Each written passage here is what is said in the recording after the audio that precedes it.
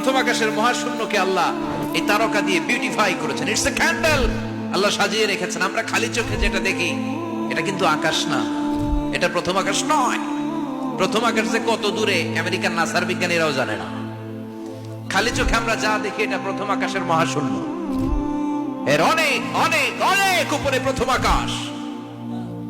এরপরে দ্বিতীয় আকাশের মহাশূন্যের স্তর শুরু, এরপরে দ্বিতীয় আকাশ, তারপরে তৃতীয় আকাশের মহাশূন্যের স্তর শুরু, তারপরে তৃতীয় আকাশ।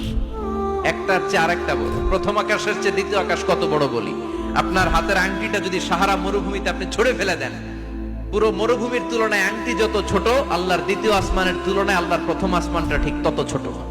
একটার চেয়ে একটা বড়, একটার চেয়ে একটা বড়।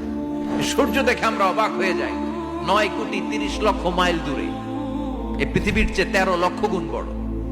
এটার সানশাইন, আলো আসতে পৃথিবীতে 8 মিনিট 18 সেকেন্ড লেগে যায়। ইউরোপ আমেরিকার অনেক দেশ আছে, আমেরিকায় বাংলাদেশের চেয়ে শতগুণ বড়, কানাডা কয়েকশো গুণ বড়, রাশিয়া কয়েকশো গুণ বড়। এরকম প্রায় 200 দেশ নিয়ে পৃথিবীর স্থলভাগ, আর 70% হচ্ছে শুধু পানি। এই সব মিলে আমাদের এই পৃথিবী। আর এত বড় পৃথিবীর চেয়েও নাকি সূর্য 13 লক্ষ গুণ বড়। তার মানে সূর্যই বড় না, সূর্যের চেয়ে অনেক বড় তারা আছে। সূর্যের পরে পৃথিবীর সবচেয়ে কাছের যে তারা বা স্টার, ওটার নাম হচ্ছে প্রক্সিমা সেন্ট্রাই। নাম কি? প্রক্সিমা সেন্ট্রাই। এরপরে আলফা সেন্ট্রাই এ, আলফা সেন্ট্রাই বি, ইটা ক্যারিনা, বেটেলজিউস, এরকম একটার পর একটা তারা। যেই সূর্য পৃথিবীর চেয়ে 13 লক্ষ গুণ বড়, বেটেলজিউস নামে একটা তারা আছে, ওটা সূর্যের চেয়ে 33 কোটি গুণ বড়।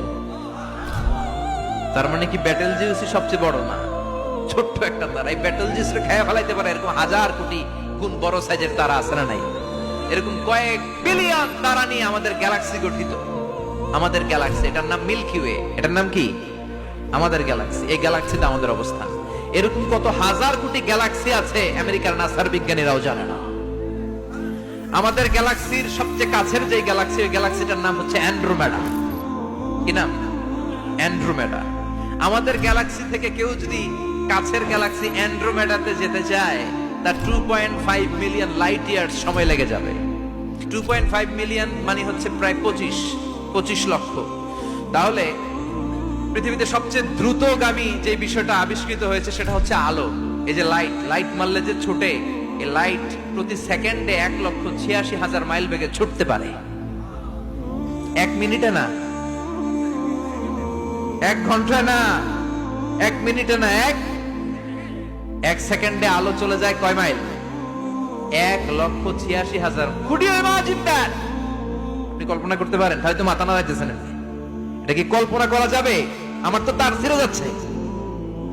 1 সেকেন্ডে নাকি আলো ছুটে 1,86,000 মাইল বেগে। 1 সেকেন্ড শব্দ কইতে তো 2 সেকেন্ড লাগে। কথা কন, এর মধ্যে আলো চলে গেছে 1,86,000 মাইল। তো কোন রকেট যদি আপনি পান, যে রকেট দিয়ে সেকেন্ডে 1,86,000 মাইল বেগে রকেটটা ছুটবে প্রতি সেকেন্ডে, খেয়াল করেন, ঘন্টায় না, মিনিটে না, কিসে?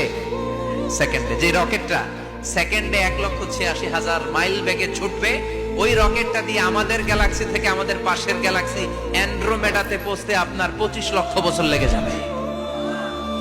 সুবহানাল্লাহ বাড়িতে গিয়ে বললেন। এরকম বিশাল বিশাল তারা দিয়ে আমাদের আকাশটারে বিউটিফাই করেছে কে?